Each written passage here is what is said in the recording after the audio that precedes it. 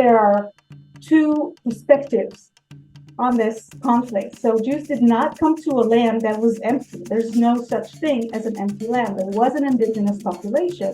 So on the one hand, Zionism is a project of liberation and self-determination for the Jews, but from the Palestinian perspective, that was a colonial, gradual but colonial takeover over their homeland.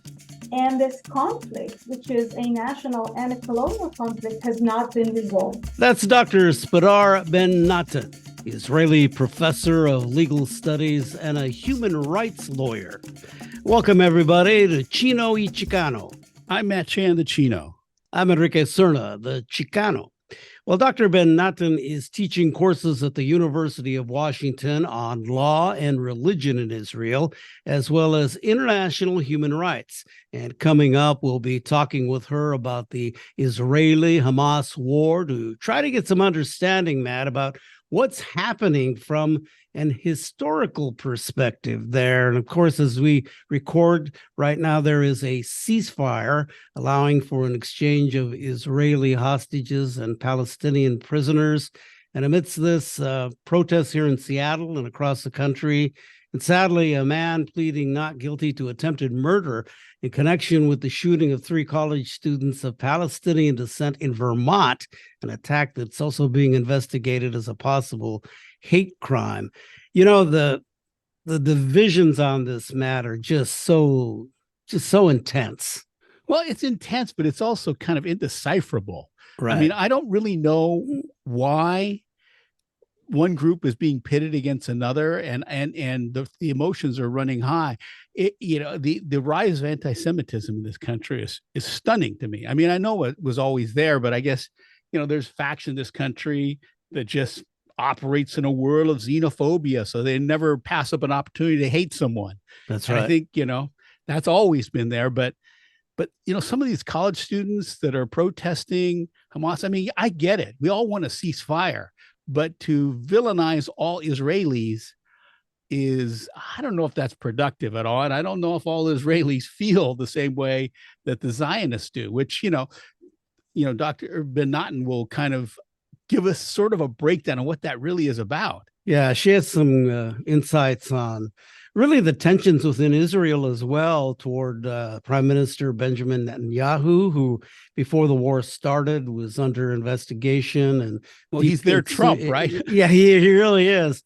Plus the fact that really deep concerns there that he's trying to really pull back on democracy in Israel. So there's a lot to this to unpack. Here now is our conversation with Dr. Smadar Ben-Natan. Gaza. Why has this become such a controversial hotspot? Yeah, I'm sort of a historical perspective of how it all began and what it is today. Zionism, or political Zionism, which is the national movement of the Jewish people, sought to establish a nation state that would solve what was termed then the Jewish problem. So the problem of Jews constantly being a religious minority and subject to persecution, and the political decision was made to choose Palestine, the ancestral homeland, as the place to do that. However, at the same time, so this is not unrelated to other global phenomenon like nationalism all over the world, so the establishment of nation states, and also colonialism, where many Western countries conquered and held territories either in Asia, Africa, the Middle East as colonies. And the Zionist movement began in Europe, where colonialism has been a central political project of European nations and the West more generally. So you can see that there are two perspectives on this conflict. So Jews did not come to a land that was empty. There's no such thing as an empty land. There was an indigenous population. So on the one hand, Zionism is a project of liberation and self-determination for the Jews, but from the Palestinian perspective, that was a colonial, gradual but colonial takeover over their homeland. And this conflict, which is a national and a colonial conflict, has not been resolved. Israel was established in 1948. Before that, it was placed under a mandate of the League of Nations and under British rule. And the UN has decided in 1947 that two states should be established on the territory of historical Palestine. One of them is a Jewish state, and the other one is a Palestinian state. However, that did not come true at that point in time. The withdrawal of the British resulted in a war between the Zionist forces in Israel and forces from the other Arab neighboring countries. And at the end of that war, the Zionist forces won and were able to establish a state, the state of Israel, that was acknowledged by the United Nations and the international community with the support of Western powers like the US and Britain and other European countries. We should, of course, mention in that context the Holocaust. So during the Second World War, Jewish people in Europe and beyond that were subject to genocide. And that had led the international community, to support even more the Zionist project. But a Palestinian state was never established at this point. And the Palestinians maintain their claim to their own right to self-determination in that territory. So in 1948, when Israel was established, the territories of the West Bank and the Gaza Strip were not part of Israel. And many Palestinians remained to live there. Many Palestinians escaped or were deported from Israel itself and became refugees in the West Bank and Gaza. And this is one of the reasons why Gaza is so densely populated.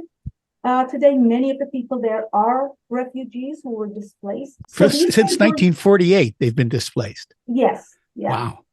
These areas were outside Israel in 1948, but in a war that happened in 1967, the 6 Days War, Israel occupied the West Bank and the Gaza Strip, these two territories that were and still are densely populated by Palestinians. And Israel did not annex those territories, did not make them or include them in the Israeli state. They remained under military control. And in a situation of conflict that should ultimately reach a political resolution, but that political resolution did not come. There has been a serious attempt for a resolution in 1993. These were the Oslo Accords, where the Palestinian Liberation Organization, the PLO, recognized Israel, and Israel recognized the PLO as a representative of the Palestinian people.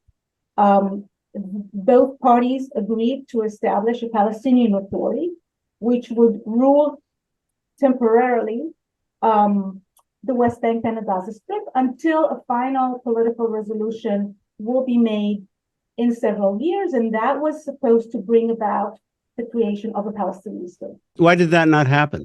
So the issues that were contested were borders and security arrangements, but that would seem to be a more pragmatic issue. The hardest issues were the right of return of Palestinian refugees. So Palestinians demanded that Palestinians who are refugees would be allowed to return to the West Bank and the Gaza Strip. The status of Jerusalem was not agreed on. Jerusalem is a very sacred city for the three Abrahamic religions, and it is the capital of Israel. So various disagreements on these issues brought to the failure of peace negotiations in 2000. So these were peace negotiations moderated by the United States back then, and the peace process failed in 2000. And since then, we've been in a stalemate. And Israel actually was thinking, or Israeli governments were thinking, that they did not have a partner with which to resolve the conflict, or that they were not interested in resolving the conflict. and they would instead just manage the conflict and keep things as they are to an indefinite, duration of time. But that illusion, I think, that this conflict can be managed and should be resolved, had just exploded. They couldn't hold it anymore. Right. No. And where did Hamas come out of all this? So that is a very important question. So Hamas is an Islamic movement that actually was established in the 1980s. So well after the Oslo Accords and the Palestinian Authority. And it sought to present an alternative to the secular Palestinian Authority and liberation organizations. So it's an Islamic organization that has a military faction or branch that we saw what they did in the last over a month, and also it's a social organization. So it's like it's a terrorist organization, but it also has social functions. So social institutions like education and community and so on. Maybe the important thing to say is that in 2005, Israel withdrew its forces from the Gaza Strip unilaterally. It did not wish to continue losing soldiers and resources over the control of the Gaza Strip, and it withdrew unilaterally. And soon after, Hamas took over the Gaza Strip. Hamas won an election by the people of Gaza to govern the Gaza Strip. But since then, there haven't been new or free elections, and the Gaza Strip was cut out from the world by a siege that Israel had placed over it. So what we have now is a military terrorist political organization, which is controlling a piece of land that is cut out from the outside world. People can't travel freely, and there's no free political processes for a legitimate government. And Hamas is controlling the Gaza Strip ever since 2006, and during that time became more and more militant. Israel has been supporting Hamas for quite a long time, not maybe explicitly, although the Israeli Prime Minister had referred to Hamas as an asset, because it used it to weaken the Palestinian Authority. So because it was an opposition or an alternative to the Palestinian Authority, Israel thought that if Hamas would be stronger, Palestinians would be viewed, and this has actually happened, as fragmented, as unfit to have their own state. And this fragmentation between Hamas and the Palestinian Authority is a very strong tool to prevent the establishment of a Palestinian state.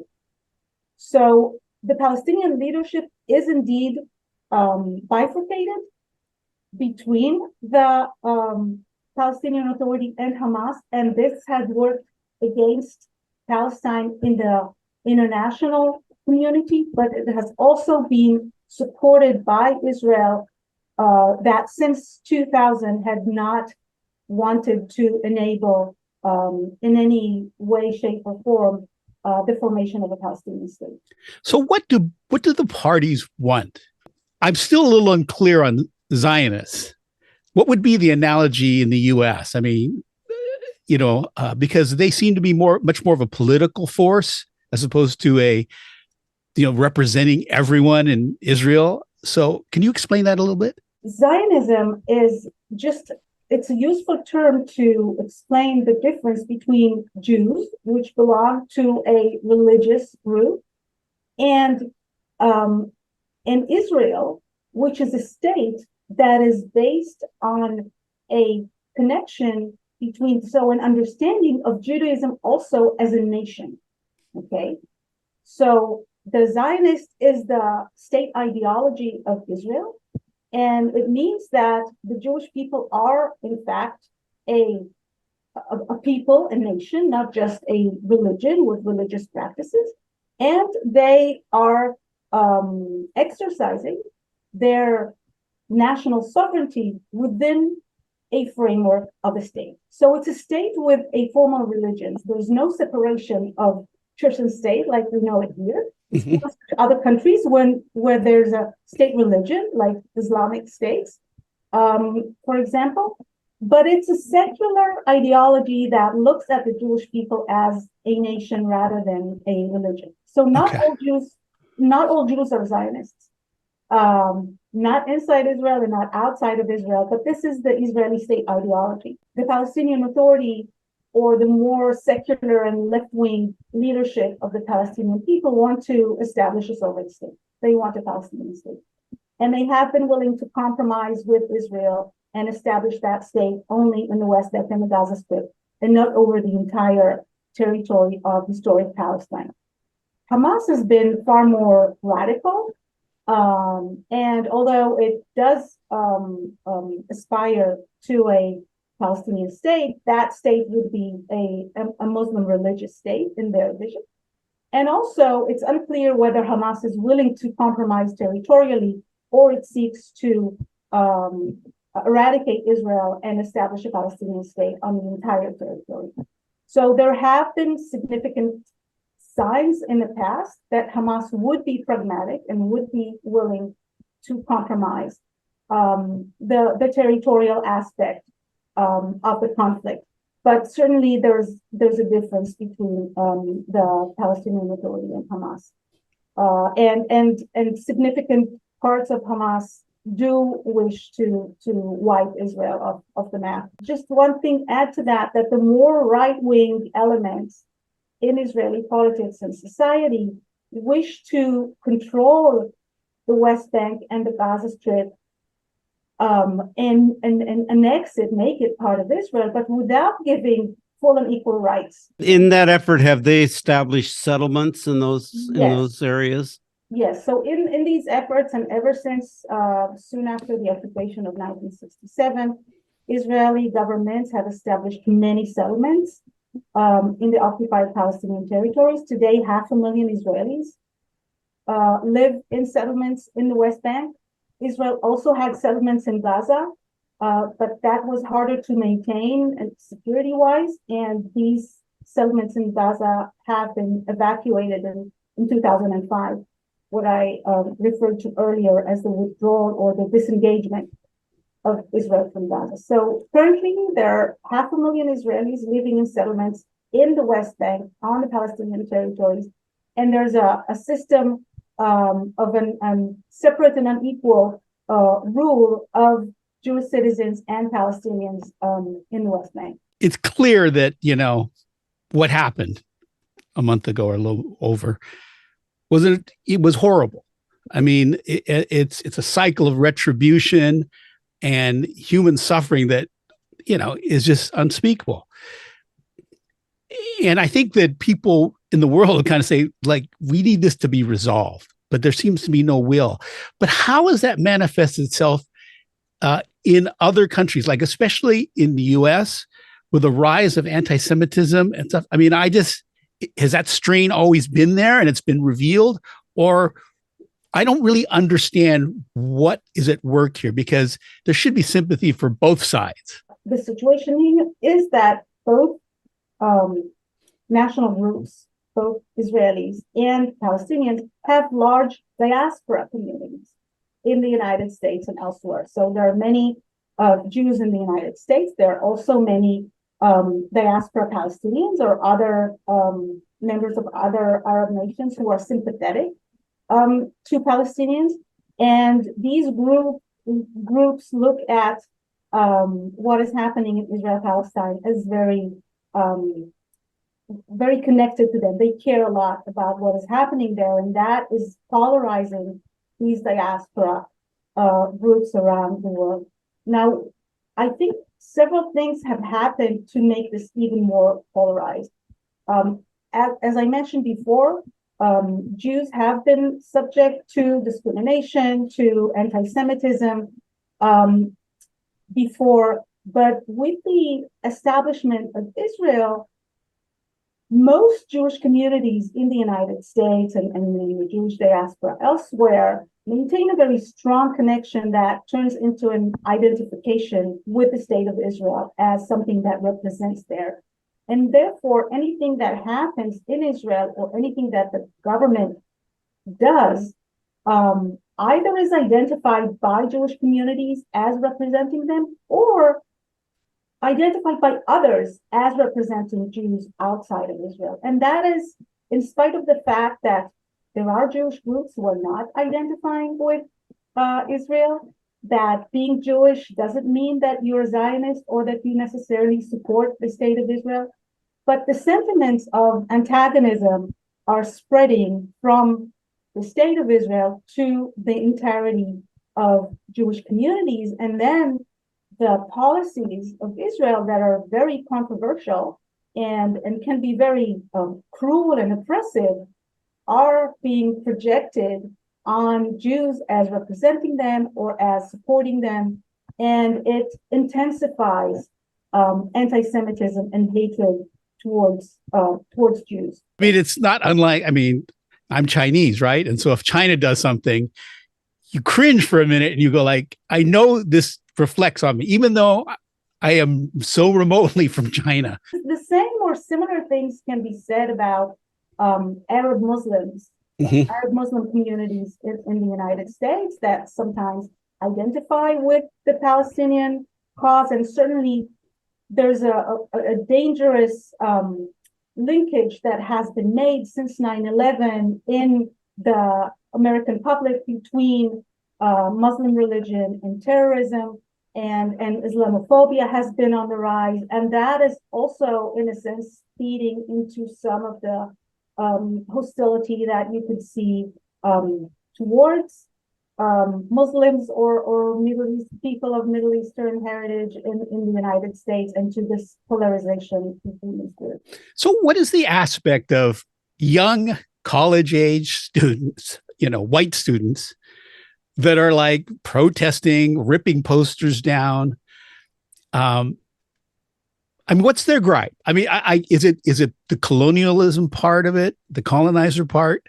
I don't really understand that part. The global politics, Israel and Palestine is viewed with a large, and it does make sense with the global struggle between colonial powers and third world countries or indigenous people around the world. And Israel is viewed as part or as a colonial power, and therefore people who hold that ideology identify with Palestinians as victims of colonialism and Western powers and Western imperialism, and immediately take those positions.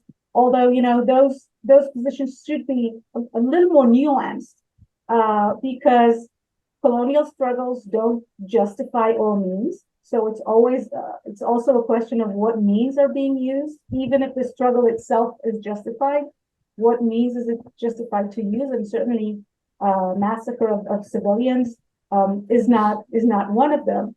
And also, when we are talking about the Palestinian cause, who exactly are we talking about? Is Hamas representing the entire Palestinian cause or not? And of course, it is not representing all Palestinians who do not wish to see their cause being carried out in this way, or by a religious fundamentalist group. Many or most Palestinians hold secular ideologies, left-wing ideologies. So there are more nuances to this issue, but in times of turmoil, most nuances fade in favor of urgency and blunt position. And people take sides. It's important to say this about taking sides, because yes, people are tempted to take sides when they see a conflict between two powers, but there are actually more than two powers here. And I think that taking a position on this conflict does not necessarily mean to pick one side between Israel and Hamas. Personally, I think both of these powers, both Israel and Hamas, are do not deserve my support in this moment. And we can support the struggle or the cause of Palestinian people to self-determination and to human rights without supporting Israel and without supporting Hamas. So there is no necessary position here to pick whether Israel is good or whether Hamas is good. I personally think that they're both bad in this situation. And in feeling like that, and this is what I was going to ask you earlier, it bring up is the fact that there are innocent people that are caught in all of this. Children, mothers, fathers that are being killed because they're in the wrong place. Yeah. So if we take the side of humanity, yes, and of human rights, we should oppose conflict, and we should oppose war. We should oppose terrorism and these forms of organized violence, which do not see the benefit of individuals in front of them, but political causes that for them justify terrible destruction, murder, massacre, so many people losing their lives, their dear ones, their livelihood, their homes, and so the call to end hostilities and to release hostages is the right call if you are concerned about humanity. When you express those sentiments as an Israeli, what kind of blowback do you get? Yes, I do. I do. I should say, like I said before, the Israeli government does not necessarily represent all Israelis, just like the U.S. government doesn't necessarily represent the people of all people in the U.S. Politics is polarized everywhere. And in fact, this conflict has arrived when Israel is governed by its most right-wing government ever. And right before this conflict started, Israelis were protesting in hundreds of thousands in the street because they thought the government was dismantling democratic institutions and pushing the country towards fascism. So there was a lot, and there is a lot of opposition towards the Israeli government. And in this sense, I'm not alone. So many people opposed this government. But when such a conflict erupts, there's a tendency towards unity and towards support of the government. And right now, I must say that both inside Israel and outside Israel, there's very little tolerance to critical views within the Israeli and Jewish communities and towards the Israeli government. So it's an uneasy time for people like me who are concerned with human rights of everyone and who are supportive of mutual existence and solidarity. And joining forces between Israelis and Palestinians in Israel. But I should say that I belong to several groups and in a big community of Palestinians who are citizens of Israel and who are from the occupied territories and Israelis who wish to build a joint shared future in this country and who are trying to act together in solidarity with each other. And we've been continuing to do that through this conflict, although under very hard conditions where people are being persecuted, even arrested by the Israeli police for calling for a ceasefire or for sympathizing or acknowledging the fact that there are innocent civilians in Gaza who are targeted and who are suffering. The Hamas attack and now is Israel's reaction. Has it saved the Prime Minister Benjamin Netanyahu, who was under the gun by many people there because of this move that others, as you said, viewed as being dismantling democracy in Israel? Certainly, for the time being, it had shifted the focus completely from the protests against the government and from the attempts to overthrow this government to the national conflict. So for the time being, it certainly put some pressure off in the internal sense. But there is still a lot of criticism in Israel, and I'm sure it will surface, and it is surfacing, towards how this government had functioned, and even very blunt arguments that the failed management of the government brought Israel to the situation where it was so vulnerable to this attack, so that many resources were diverted towards the aspirations of the government in the West Bank, and therefore the Gaza Strip, or the borders of the Gaza Strip, and the settlements and the towns and kibbutzim around them were not defended, and the military was not there to defend them when they were attacked. And so all of this is surely going to resurface and is already there. You don't see it so much from the outside, but Israelis see that very much.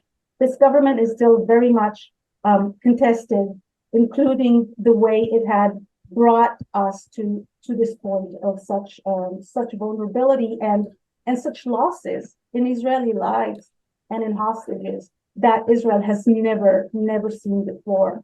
And I feel I should emphasize that it has been a shock to Israelis, and the grief is immense. What does history tell us where we're at, where we might go from here? That is an excellent question that I don't have a clear answer for, but certainly we can draw several scenarios.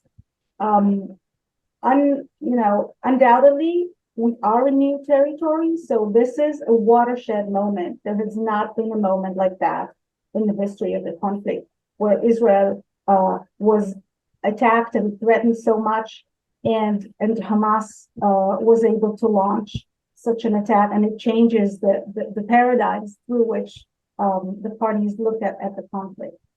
What Israel wants to achieve, it seems like that from the declarations of leaders, is to reoccupy the Gaza Strip and continue to or reestablish its military rule over the Gaza Strip, while it subjects the population of Gaza to things that may well be war crimes, such as displacement and ethnic cleansing and so many casualties. And the prospects for reestablishing Israeli rule over Gaza seems to be not accepted at the moment by the international community. So Anthony Blinken had said expressly that Israel cannot reoccupy Gaza, and the international community does not seem to support that. But the Israeli government is pretty steadfast in that, and the right-wing forces there are very strong. So that would be, I think, the vision of Israel, and that with the assumption that it could keep the West Bank quiet while doing that, which is also a big question mark. How would the West Bank and the Palestinian Authority react if Israel reoccupies Gaza? The other possible scenario, and it seems like this is what the US and perhaps other European countries are trying to push for, is that the Palestinian Authority that currently controls the West Bank will also control the Gaza Strip, and that may lead to the establishment of a Palestinian state. So if the Palestinian Authority again rules both territories, it could create a situation that enables the creation of a Palestinian state. However, Israel opposes that vehemently, and the Palestinian Authority is not willing at the moment to take responsibility for the Gaza Strip if it is not granted full statehood. So they're not willing to be the subcontractors or the managers of the Gaza Strip for an indefinite period of time without getting a sovereign state. over these two territories. But And at the end of the day, how many more lives have to be lost? Just to say that, and the worst scenario is that this will deteriorate into a terrible war that we don't know how and when it will end, and many people will pay a very high price for that. Yeah. How big is Gaza? Like Gaza is not very big. I'm sorry that I don't have but we're talking about a very small. We are talking about a very small piece of land that is populated by 2 million people. So is Seattle bigger or larger? It's larger than Seattle, I'd say, but not much larger. Okay. Not much larger. And yet it holds this, this grip, and it's like it could blow. It already has, but it could create a bigger conflict if somehow things aren't people can get it together. Well, Smadar Ben-Natan, thank you so much for taking the time to share all of this with us and really educate us, because that's really what we're looking for. And I take it that you're doing a lot of these conversations these days. I'm doing my best, because we really need to educate people about the situation. Like you said, many people feel that they're pushed to take a position, but know very little about what is happening. So I'm trying to do my best. All right. Well, good luck. Good luck with that. All right. Thank you so much, because this is exactly what we needed to be educated on. All right. Well, we'll hopefully talk to you again to see where things are at. Yeah. Hopefully under better circumstances. Yes. Yeah. Let's hope. I certainly hope for, and I hope for a better future for both people. Me too. Thank you. Thank you. The Chino Y Chicano podcast is available on your favorite podcast provider. You can watch the video version on YouTube, and Converge Media, a leading producer of culturally relevant content in the Pacific Northwest. We'll talk more later.